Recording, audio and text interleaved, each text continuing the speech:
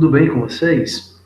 É um grande prazer estar participando do segundo simpósio de tecnologia em agroindústria, que está sendo realizado pelo Instituto Federal Baiano no campus Guanambi.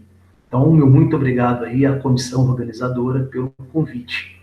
Bem, meu nome é João, eu sou bacharel em Ciência e Tecnologia de Laticínios pela Universidade Federal de Viçosa, com mestrado e doutorado pela mesma instituição. Atualmente, eu sou professor adjunto na Universidade Federal de Sergipe para o curso de Agroindústria, onde a gente trabalha além do ensino, a pesquisa e a extensão. Bem, foi a partir do convite dado, foi solicitado que nós falássemos, conversássemos um pouquinho sobre inovações na área de leite e derivados. Pensando nessa temática, para ficar algo um pouco mais didático, eu vou disponibilizar aqui para que vocês possam ir acompanhando juntamente comigo a tela da nossa apresentação, do nosso bate-papo. No final da apresentação, vai ter um e-mail e também uma rede social na qual, caso vocês tenham alguma curiosidade ou até mesmo alguma dúvida, vocês, por favor, fiquem e curiosidades sobre essa temática, tá ok? Então, pensando sobre as ações e tendências na área da indústria de laticínios, nós resolvemos conversar um pouquinho com vocês sobre a nanotecnologia aplicada a leite e derivados.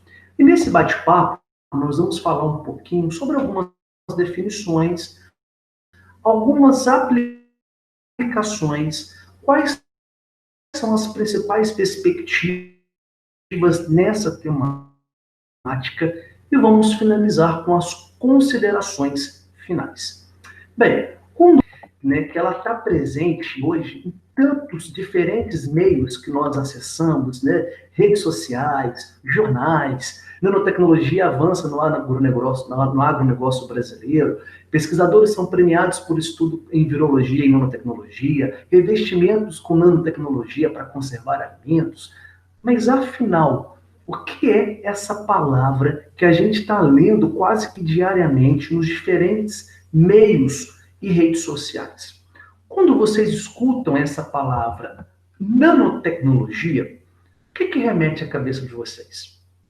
Se alguém solicitasse para que vocês explicassem o que é nanotecnologia, como vocês iriam explicar isso? De uma forma simples e objetiva. Tá vendo? Algo que às vezes nos parece muito fácil, muito trivial e que está presente praticamente no nosso dia a dia, seja por leitura direta ou indiretamente, às vezes, quando nós precisamos defini-la, não parece algo tão simples assim, não é mesmo? Mas, a partir do momento que eu não tenho uma definição muito clara do que é algo, como eu irei explicar e repassar este conhecimento? Não é mesmo? Vamos, então, tentar entender um pouquinho, de uma forma simples e mais objetiva, o que é nanotecnologia. Vamos pegar, então, aí o radical dessa palavra.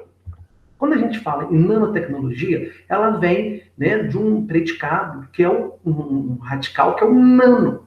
O nano é um radical presente na linguagem antiga, que significa anão. Anão é algo muito grande ou algo muito pequeno? Algo muito pequeno. Mas o que é algo muito pequeno? Como você define algo muito pequeno? Afinal, o que é pequeno para mim pode não ser pequeno para o meu colega. Concorda? Como nós podemos ainda medir algo muito pequeno? Para tentar entender um pouquinho isso, para a gente poder definir de uma forma mais simples e objetiva nanotecnologia, vamos lembrar de algumas medidas macroscópicas que estão presentes no nosso dia a dia. Vamos supor que você queira sair de Guanambi, na Bahia, e queira ir até Nossa Senhora da Glória, em Sergipe, onde encontra-se um dos campos da UFES, onde oferece o curso de agroindústria, o bacharel em agroindústria. Como que você vai fazer a partir de uma estrada para medir a distância? Como é uma distância muito longa, essa estrada, que provavelmente você, imaginando, né, que você vai pegar uma rodovia, você vai medir essa distância entre esses dois pontos, que é muito longe por quilômetro. Concorda?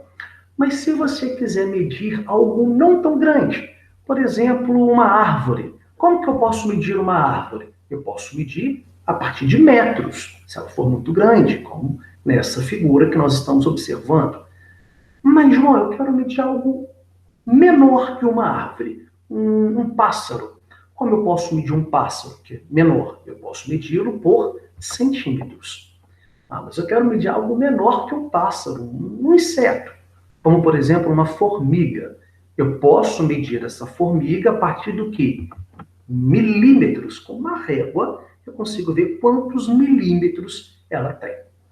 Ah, mas eu quero medir algo menor que uma formiga, a olho nu, macroscopicamente. Tem como, João?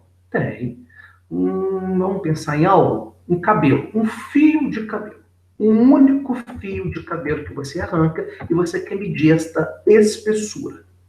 Como que eu posso medir? Qual medida que ela tem? De forma geral, essa espessura do fio de cabelo, ela é tida como umas medidas menores que nós conseguimos, que é possível medir a olho nu. E essa medida, que normalmente é em torno de 100 micrômetros, é possível através, por exemplo, de um paquímetro, que é um aparelho que tem lá as medidas de micrômetros que você ainda consegue medi-la a olho nu.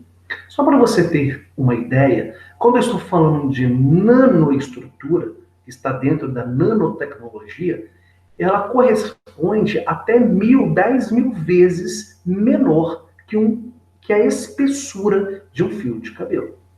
Consequentemente, já dá para termos uma noção o tal qual pequeno é quando nós estamos falando de algo nanométrico, ou seja, de nanotecnologia. Vamos, para a gente poder ter uma noção, vamos transformar algumas medidas que nós sabemos no nosso dia a dia em medidas nanométricas. Só para termos uma noção ainda mais efetiva? Olha só, na escala nanométrica, se eu fosse pegar um bebê com aproximadamente aí 1 ano de idade, ele teria em torno de 10 a 9 nanômetros. Se eu fosse medir um vírus, claro que isso vai variar, se o vírus é envelopado ou não, qual família ele pertence, mas de uma forma geral, os vírus têm em torno aí de 20 nanômetros, mais ou menos. Né? Então, só para vocês terem uma ideia, quando eu trabalho com materiais na escala nanométrica, da nanotecnologia, eu trabalho, né, tem-se uma definição teórica de tamanho, que ela pode variar entre 0,1 nanômetros, ou seja, 10 a menos 1 nanômetros, até 100 nanômetros. Então, quando eu estou trabalhando com nanotecnologia, eu estou trabalhando com substâncias, com partículas que podem variar, por exemplo, do tamanho de um átomo até mais ou menos aí o tamanho de um vírus, como por exemplo as nanopartículas, os nanomateriais.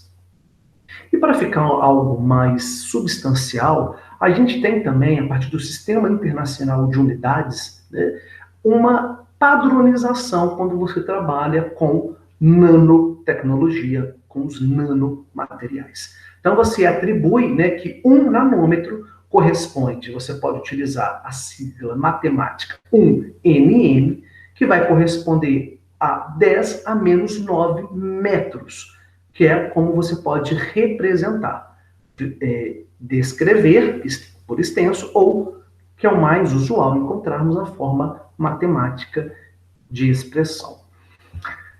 Nesse contexto, tendo uma noção mais ou menos da escala nanométrica, o tal qual o anãozinho, algo muito pequeno pode ser, será que fica um pouco mais fácil de nós conseguirmos definirmos de uma forma mais simples e objetiva o que é nanotecnologia?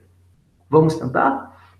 A gente pode entender a nanotecnologia como a ciência que estuda materiais, a partir de pesquisas e tecnologias apropriadas, na qual uma das dimensões desse material, dessa substância obtida, ela encontra-se entre 0,1 nanômetro a 100 nanômetro.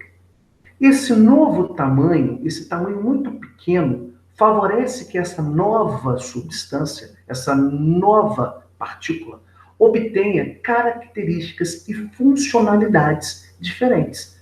Como, por exemplo, eu posso obter, a partir de um macromaterial, uma substância que, quando ela era macro, ela era opaca.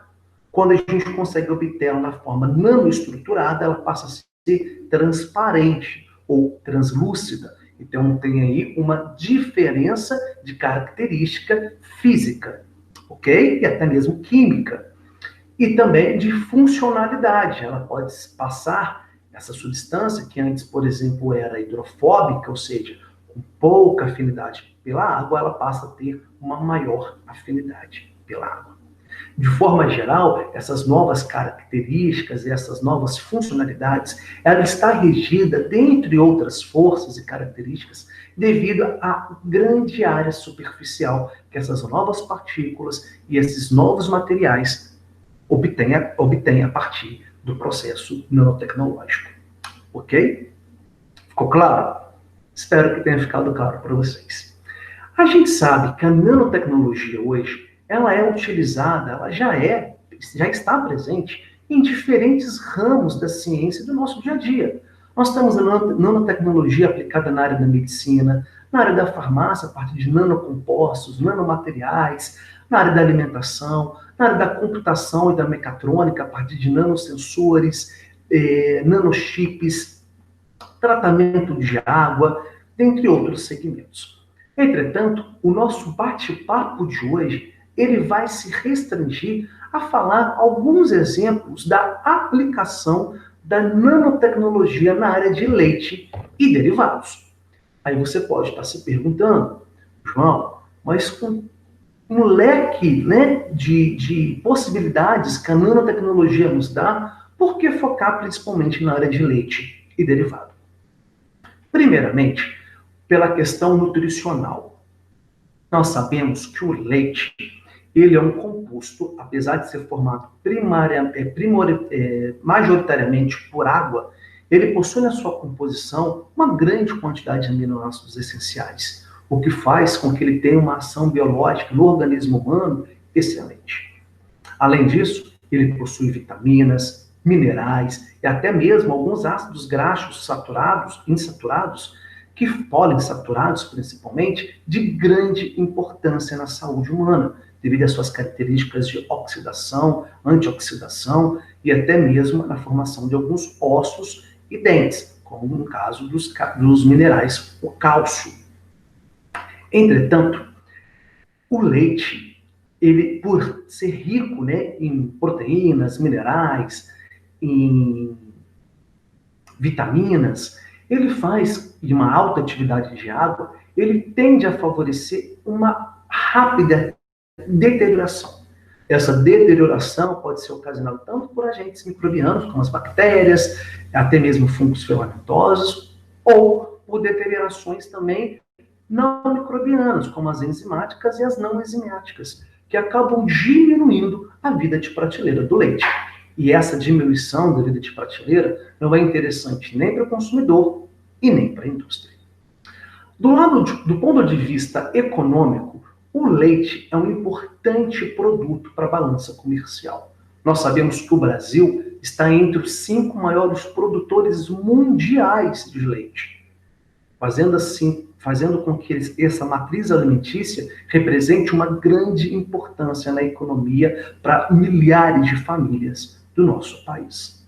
Nesse contexto, se faz extremamente interessante conversarmos um pouquinho sobre, então, a aplicação da nanotecnologia na área de leite e derivados. E mais importante ainda, muitas vezes, quando a gente pensa, vamos falar na área de leite e derivados, a pessoa já pensa na matéria-prima propriamente dita, ou seja, o leite já secretado, pronto para ser utilizado, seja para consumo direto ou indireto, para fazer, para obtenção de algum derivado. Entretanto, é extremamente importante nós lembrarmos que se nós não tivermos uma matéria-prima de qualidade, um leite com características físico-químicas e microbiológicas dentro do preconizado pela nossa instrução normativa vigente, a gente não consegue obter um leite, um produto final de qualidade. Nesse contexto, a gente trabalhar com a nanotecnologia aplicada antes do leite mesmo ser secretado se faz de grande importância. Assim, nós pensamos, durante o meu doutorado, que eu fiz lá na Federal de Viçosa, por que não, então, trabalhar tentando prevenir ou eliminar micro-organismos que causam a mastite? A mastite, nós sabemos que é uma doença multifatorial que afeta as glândulas mamárias das fêmeas, das vacas, causando uma série de prejuízos, não só para o animal, para o produtor, para o consumidor e também para as indústrias. Para o produtor, quando o animal está com mastite, essa infecção nas glândulas mamárias, o produtor tem grande gastos com medicamento, descarte do leite e muitas vezes até descarte do animal. Para o consumidor, infelizmente, muitas vezes o produtor usa a concentração de antibiótico mais elevada ou não espera o período de quarentena. Então, esse leite, né, que não poderia nem ser utilizado, ele acaba sendo processado e o consumidor, ao ingerir este leite, ele pode ter problemas devido a resíduos de antibióticos alergênicos, problemas alergênicos e até mesmo resistência bacteriana. Por outro lado, esse leite contendo, por exemplo, resíduos de antibióticos provenientes de um animal com mastite, ele tem uma grande implicação negativa para a indústria. Por quê? Esse leite, contendo esses resíduos de antibióticos, eles podem prejudicar, por exemplo, na hora da fabricação de lácteos, como, por exemplo, iogurte. Na hora que você vai colocar o fermento para produzir iogurte, esses resíduos de antimicrobianos podem desfavorecer o processo de fermentação. E você pode demorar muito mais tempo para obter o seu coágulo, para a obtenção do iogurte, ou até mesmo nem obtê-lo. Um grande prejuízo para a indústria de leite, de derivados. Por exemplo, também para a fabricação de queijo. Nós sabemos que um leite proveniente de animal mastítico, ele contém, dentre outros componentes, uma menor concentração, e tende, né, a apresentar uma menor concentração de caseína, que é extremamente importante para a fabricação de diferentes tipos de queijo. Então, nós podemos ver que a mastite é uma inflamação que não acontece apenas aqui no Brasil, não, mas um problema mundial que acarreta grandes prejuízos, não só para o produtor, mas também para o consumidor e para a indústria de laticínios. Desta forma, né, nós pensamos, um grande problema que a indústria vem enfrentando, né, que o homem do campo vem enfrentando, é a resistência dos antibióticos que já são utilizados para tratar a mastite. O animal tende a não responder. Então, por que não utilizar um antimicrobiano que não fosse sintético, mas nanocarrial? Por quê? Quando a gente diminui o tamanho, a gente tende a ter uma ação mais efetiva, uma difusão também mais controlada. Por que não tentarmos fazer isso? Então, eram nossas indagações durante o meu projeto de doutorado e foi a pesquisa que nós trabalhamos. Então, a gente trabalhou com eugenol. O eugenol é um óleo essencial extraído do cravo, que tem uma ação antimicrobiana, antibacteriana, extremamente eficiente, muito bem respaldado na literatura. Entretanto, ele é um óleo. O óleo é extremamente hidrofóbico, ou seja, ele tem fobia à água. Ele não vai interagir bem com a água. Consequentemente, carrear esse eugenol, né, para determinada célula-alvo é muito difícil. Você precisa trabalhar, às vezes, com concentrações muito elevadas. E, assim mesmo, você costuma ainda não ter resultados positivos. Neste contexto, a gente pensou, por que não nanocarriá-lo? Mas nanocarriá-lo por onde?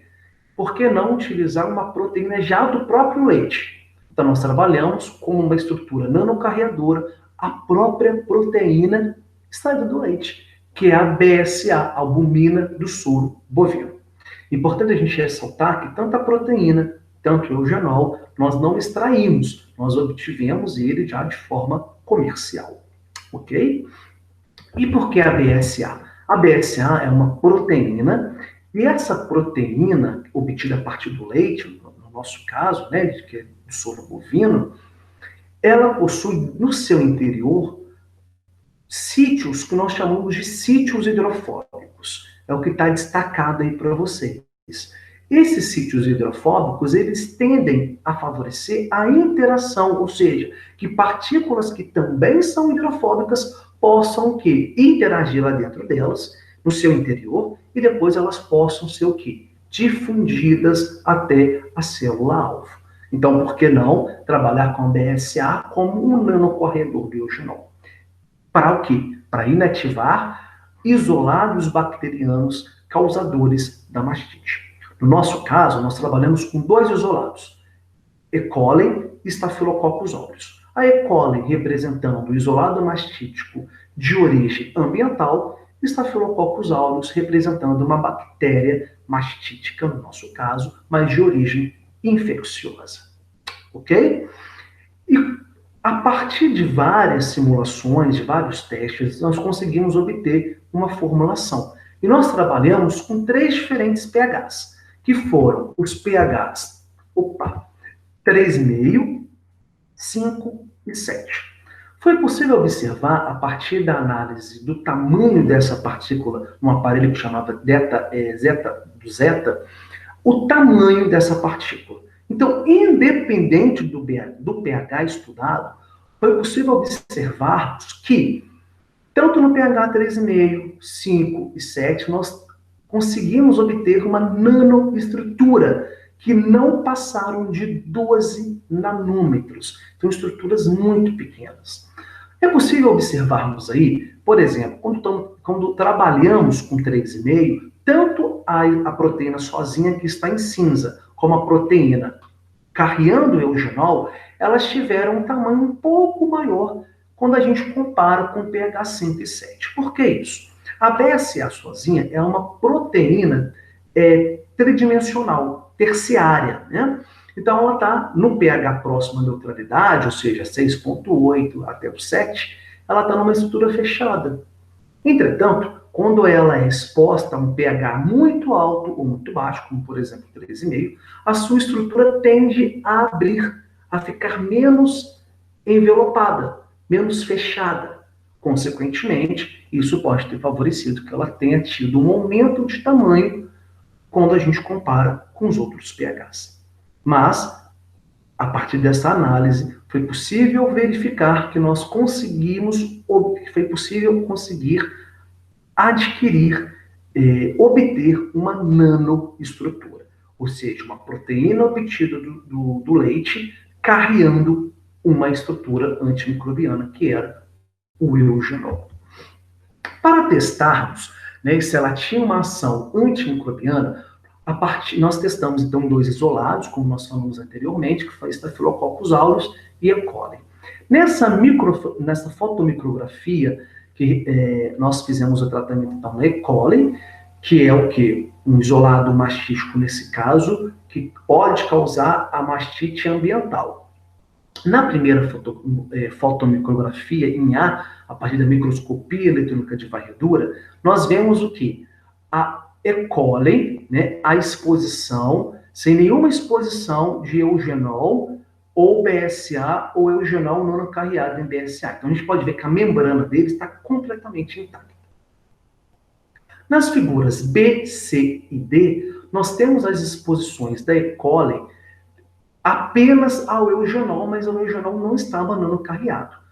É possível observar que, independente do pH estudado, que houve uma mudança na membrana, houve um estresse nessa membrana desse micro-organismo, porque nós sabemos que o eugenol ele tem uma ação antimicrobiana.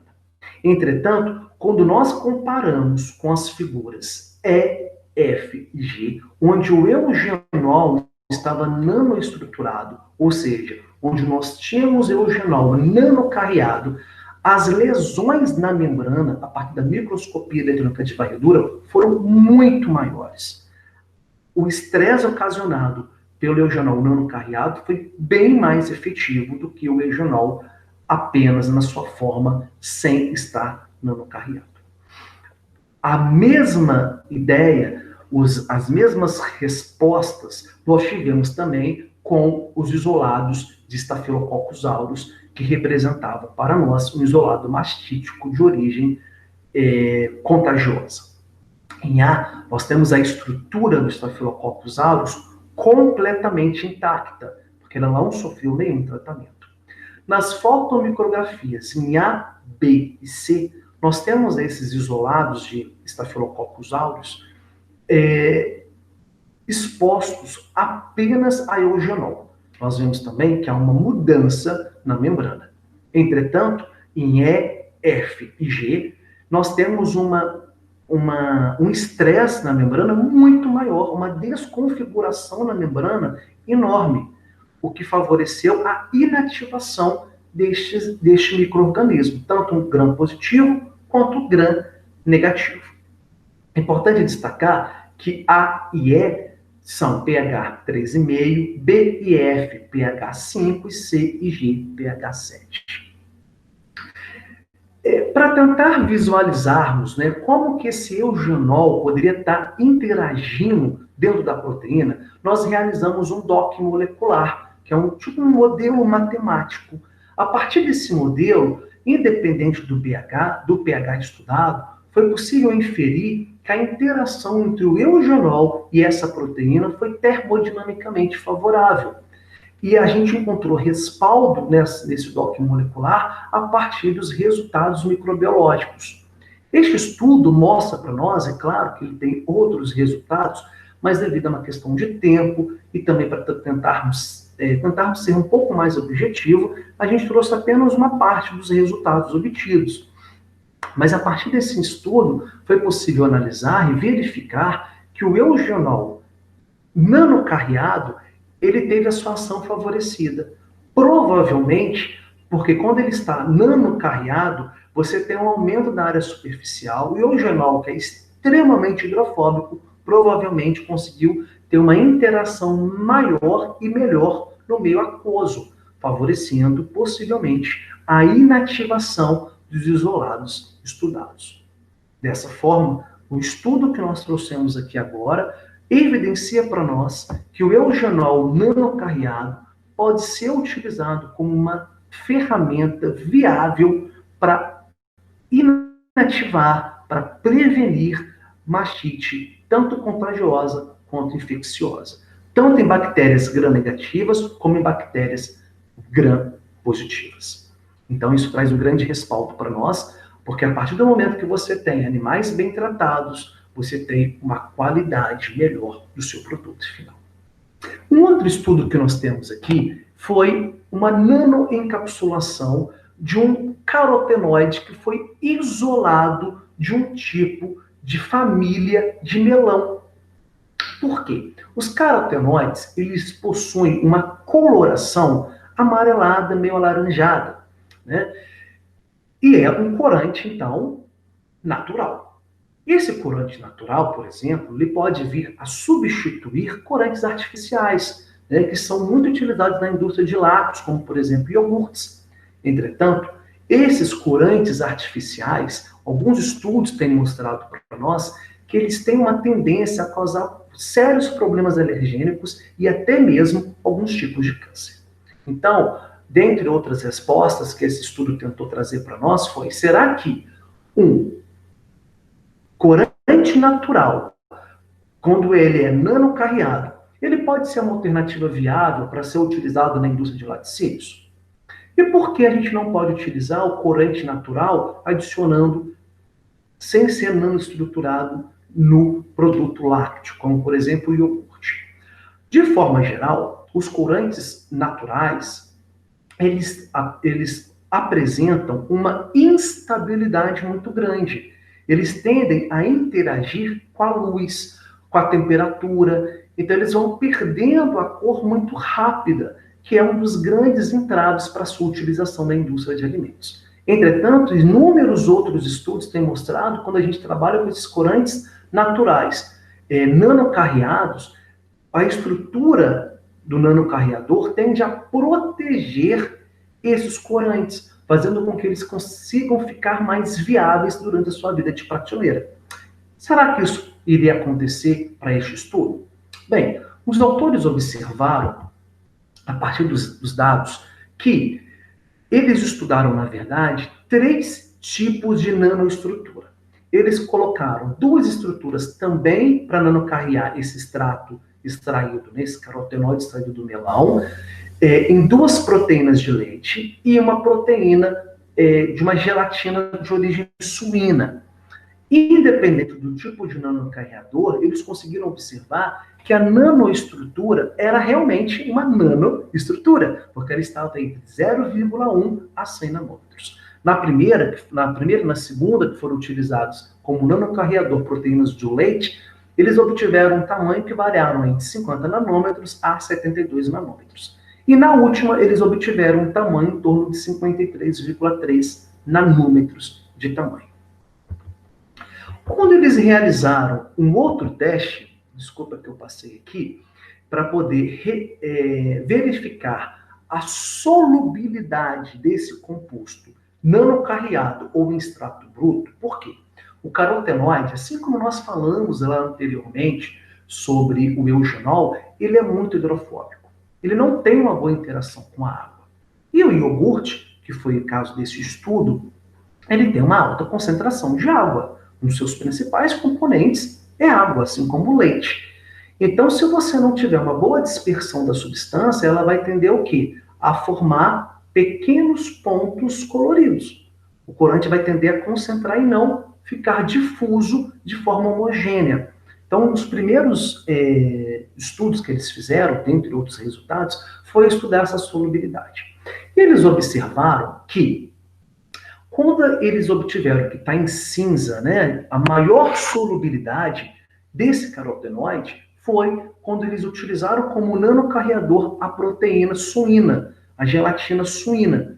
Né? Eles obtiveram aí quase que 4 vezes mais solubilidade, né, quando compara, por exemplo, com o extrato bruto, né, que é essa primeira figura rachurada aqui, que é o CE. O CE é o extrato bruto sem ser nanocarreado. Quando ele está nanocarreado, principalmente aí com a proteína de origem suína, ele tem uma solubilidade muito maior. Então, o que eles fizeram? Como esse resultado foi mais efetivo, eles utilizaram esse nanocarreador para poder colocar dentro do iogurte. E a partir dos estudos, eles puderam observar que durante 60 dias, por que 60 dias? De forma geral, o iogurte ele tem uma vida de prateleira de 60 dias para ser consumido, né, lá na gônada do supermercado, por exemplo, né, não após aberto. Então, eles quiseram observar o seguinte: será que durante 60 dias esse nanocomposto, carregando esse corante natural, ele consegue manter a cor homogênea, sem perda de coloração, durante 60 dias? E eles puderam observar que sim, que esse corante natural, né, esse carotenoide, quando ele foi nanocarreado, ele conseguiu obter, sem perda de coloração, ele conseguiu se manter viável durante 60 dias. Então, esse estudo mostra para nós que a nanotecnologia ela também pode ser utilizada na área de derivados, como, por exemplo, para nanocarrear corantes naturais, que faz com que você tenha um produto com uma alegação à saúde muito mais efetivo. E você consegue, assim, atender aos anseios e às necessidades do consumidor. Nós temos inúmeros outros estudos com nanotecnologia na área de leite derivados, na área de superfícies para queijo, para poder inativar também micro-organismos, carreando também estruturas para poder dar maior viabilidade às células, por exemplo, isolados para a fabricação de iogurte, A gente tem nanocarreadores envolvendo probióticos e prebióticos. Mas devido ao tempo e também para não ficar muito cansativo, a gente trouxe esses dois exemplos para vocês.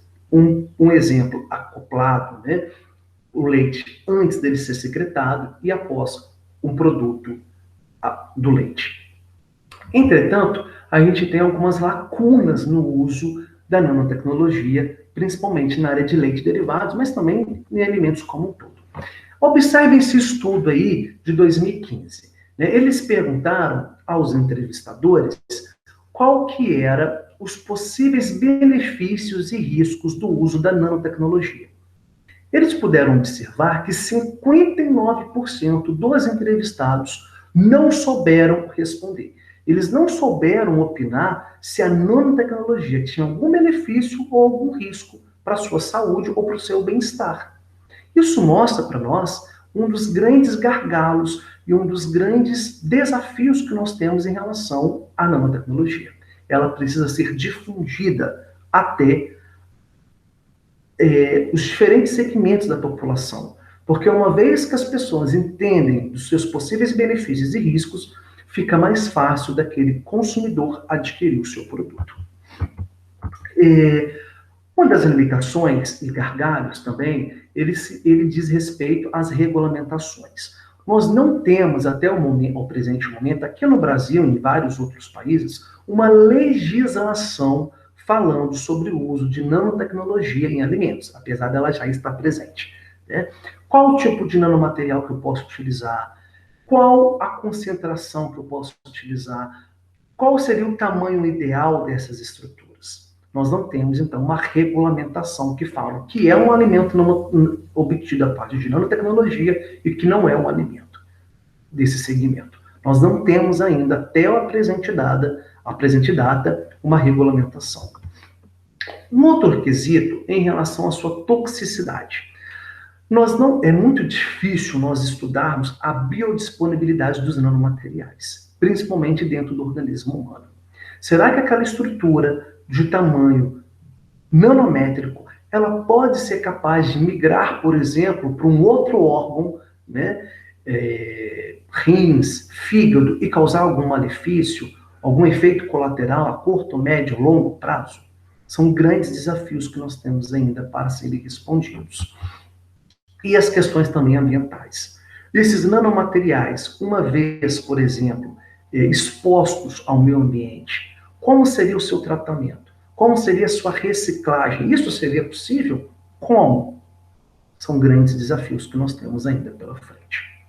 Bem, nesse contexto, a nanotecnologia na cadeia de leite e derivados, ela já é uma realidade. Entretanto, existem ainda lacunas e perguntas que ainda precisam ser respondidas. Neste contexto, bacharéis da área de agroindústria, da ciência e tecnologia de alimentos, da engenharia de alimentos, estão completamente aptos a responderem essas indagações e, quem sabe, trazer para nós essas respostas. E vocês podem ter certeza que vocês estão completamente aptos a atuarem nessa área.